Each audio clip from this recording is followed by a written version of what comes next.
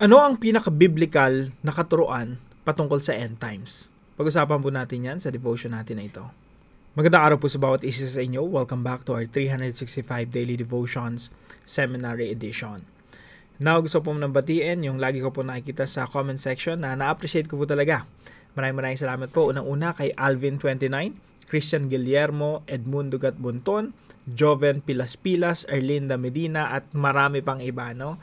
Now, yung topic po natin ngayon ay patungkol po sa post-millennialism. Post-millennialism.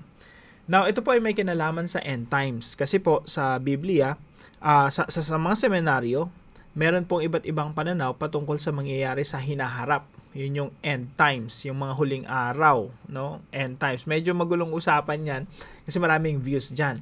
Pero gusto ko munang i-emphasize bago tayo magpatuloy sa devotion natin na ito, na kung ano man ang pagkakaiba-iba natin sa paniniwala patungkol sa end times, tayo pa rin ay magkakapatid sa pananampalataya at hindi po tayo dapat na-divide because of our views on the end times. Now, sa seminary po namin, pare-pareho naman kami mga seminarians, magkakaiba kami ng mga views patungkol dito, and that's fine. Okay lang yon. Ang mahalaga ay may respetuhan, pagmamahalan, paggagalangan, at ang mahalaga ay pinag-isa tayo ng dugo ng ating Panginoon Jesucristo at dapat tratuhin natin yung bawat isa bilang magkakapatid sa pananampalataya. So having said that, gusto ko lang i-share sa inyo yung post-millennialism. Isa po ito sa mga views na ano ba yung mangyayari sa hinaharap? Anong future ng mundo? Anong future nating mga tao? Anong future ng mga bansa? Now, in post-millennialism po, ito po yung pinaka-positive, pinaka-optimistic. At masasabi ko na ito talaga yung pinanghahawakan kong view.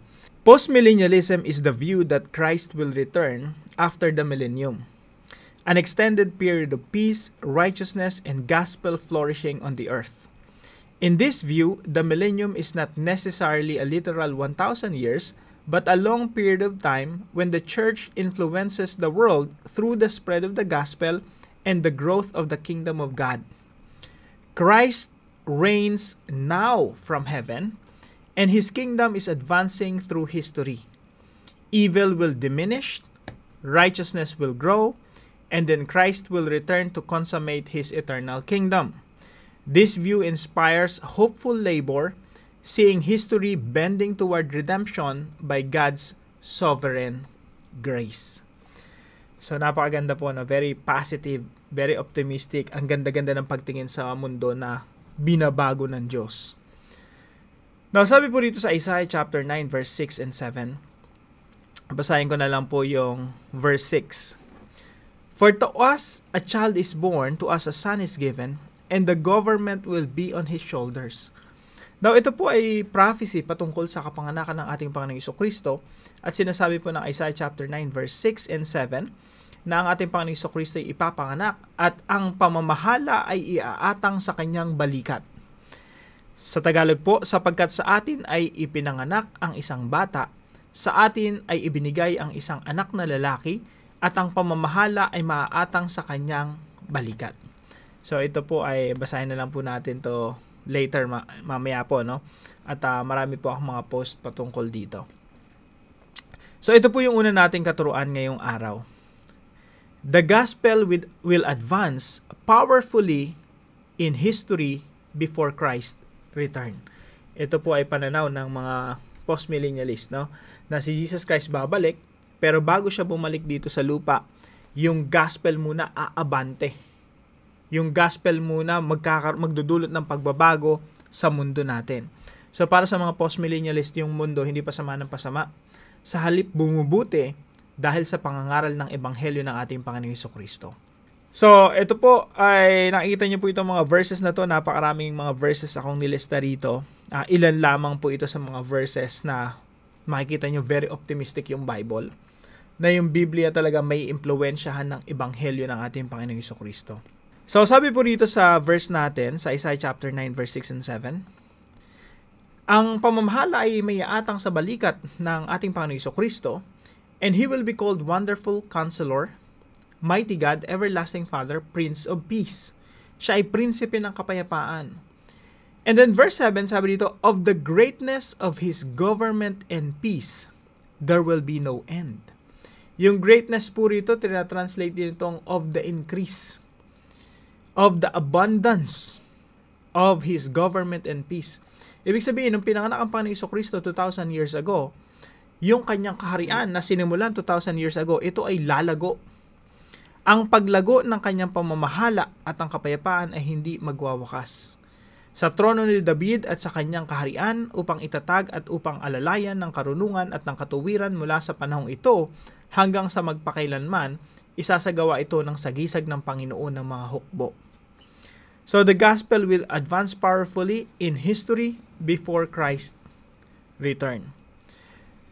Now, mahaba pong topic po ito. Bawat isa nga dito parang pang-seminar, no?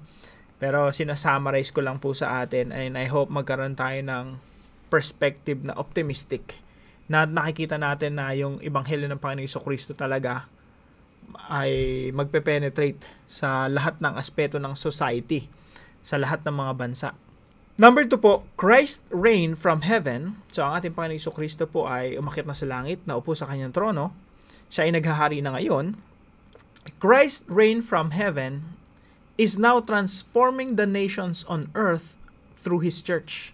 Ang ating Panginoong Jesucristo, pag upo niya sa kanyang trono, yung literal na body of Christ, yung kanyang katawan, umakyat.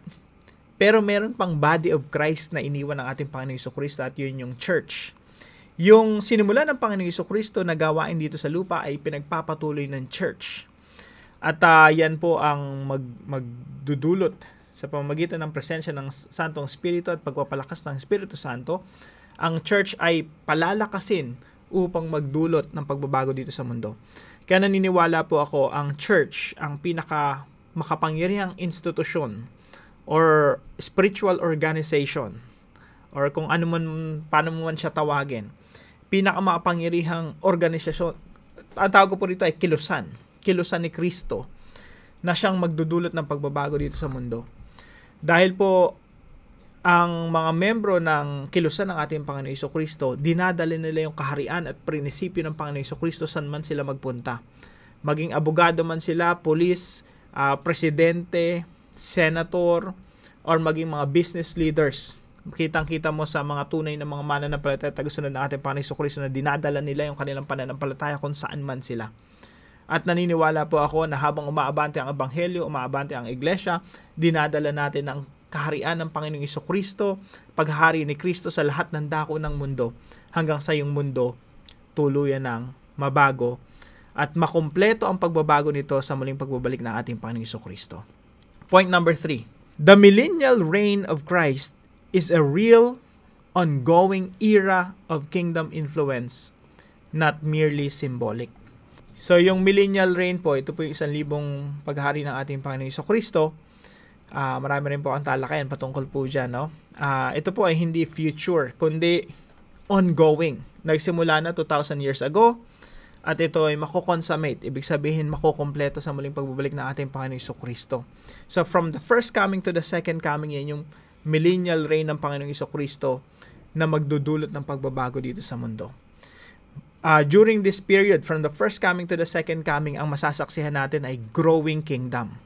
Kaya po ang ating Panginoong Jesucristo, nilarawan niya ang kanyang kaharian, ang kaharian ng langit, sa mustard seed, tsaka sa yeast. Ano po yung pinagkapareho nitong mustard seed tsaka yeast?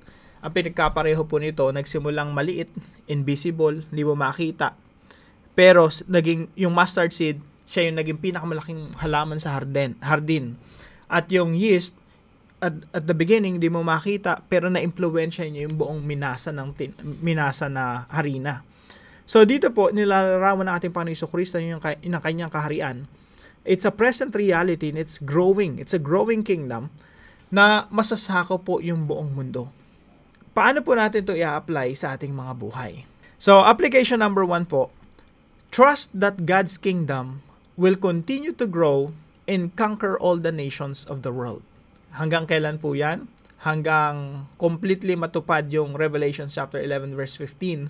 And now the kingdoms of this world has become the kingdom of God and His Messiah, and He will reign forever and ever. Amen. Ibig sabihin yung mga kaharian ng tao ay magiging kaharian ng ating Panginoong Jesucristo.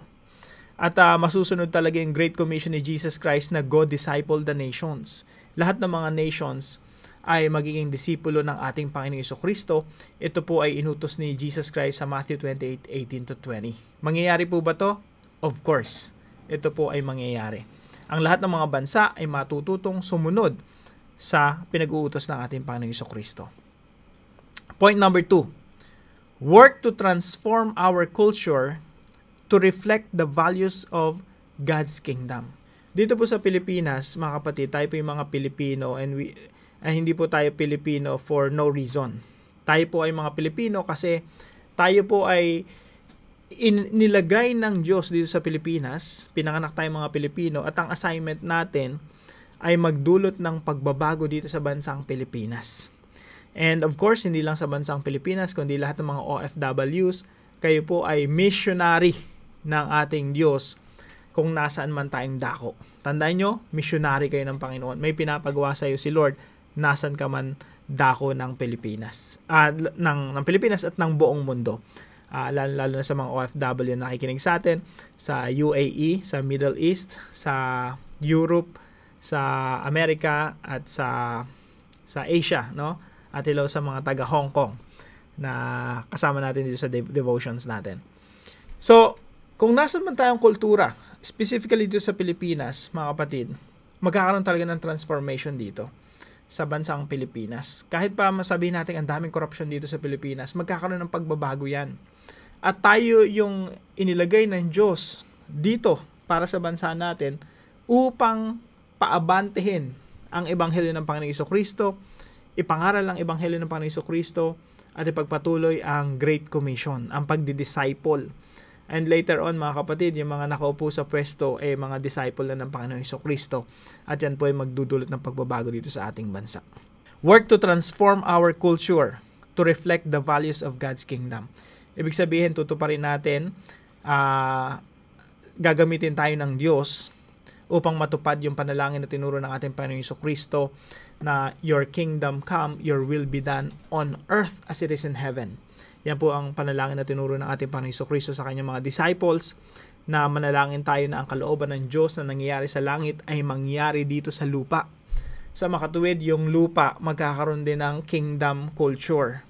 Kung mayroong pagmamahalan sa langit, may pagmamahalan din sa lupa. Kung walang korupsyon sa langit, wala ring korupsyon sa lupa. Kaya nga po ang Panginoong Jesucristo ay nagmisyon dito at nangako pa na babalik siya para siguraduhin na ma-accomplish ang misyon na pagtatransform sa mundo. Point number 3. Join the church, the army of God that advances the agenda of King Jesus. Mga kapatid, kailangan lahat po tayo makabilang sa iglesia. Ang iglesia po ng ating Diyos, ito po ay kilusan, kasundaluhan ng ating Diyos na ang agenda ay yung agenda ni Jesus Christ. Tanong, ano po ba yung agenda ni Jesus? Pag tinanong mo yung agenda ng ating Panginoong Jesucristo, sasabihin niya yung tatlong bagay, no? Mahalin mo yung Diyos, mahalin mo yung kapwa, at turuan mo ang mga bansa na sumunod sa Kanya. So, yan po yung agenda ng Panginoon. Dito po sa Matthew 28, sabi niya, go and make disciples of all nations. Sa Tagalog po, sa paghayo ninyo, gawin ninyong alagad ang lahat ng mga bansa. Anong gusto ni Jesus Christ? Lahat ng mga bansa matutong umibig sa Diyos, maging tagasunod ng Diyos, magpasakop sa Diyos. So, join the church, the army of God that advances the agenda of King Jesus. Kaya kapatid, ang agenda mo dapat ay yung agenda ni Jesus. Ang dami nating agenda sa buhay. Ang dami nating gustong mangyari para sa ating sarili. Minsan, puro tayo makasarili. Pero tandaan natin, kung tayo follower ni Jesus, yung priority niya magiging priority mo, yung agenda niya magiging agenda mo. Now, para po sa ating discussion, why must we believe that the Great Commission of Jesus to disciple the nations will ultimately succeed? Pag-usapan po natin yan sa ating mga discussion groups. Samahan niyo po ako sa panalangin. Sovereign Lord, thank you that Christ reigns now and that His kingdom will never fail. Help me to see beyond today's evil forces and believe in the power of the gospel to transform lives, cities, and nations. Give me hope that is not rooted in circumstances, but in your promises. Enable me to see your light beyond darkness, the triumph of good over evil, the advancement of your kingdom, and the defeat of Satan's. Let me be part of your advancing kingdom, bold, patient, and full of trust in your unfolding plan. May your glory cover the earth as the waters cover the sea. In Jesus' name I pray. Amen and amen.